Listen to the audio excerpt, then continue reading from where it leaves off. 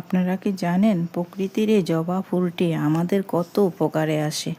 আমরা সব সময় দেখেছি জবা ফুল কেবলই পুজোতে ব্যবহৃত হয়, কিন্তু জবা ফুল যে আমাদের রোগ সারানোর ব্যাপারেও ব্যবহৃত হয় আমরা কেউই জানি না।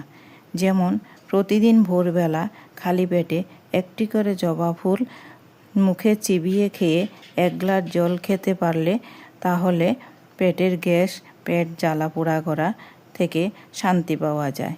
অনেক সময় দেখি অনেকের মাথায় চুল পড়তে পড়তে টাক পড়ে যায়।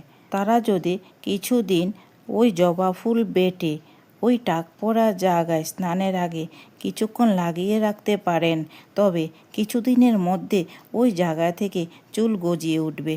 আবার অনেক সময় দেখেছি অনেকের চোখ উঠে যেমন লাল হয়ে যায়, যন্ত্রণা করে, জ্বালা করে।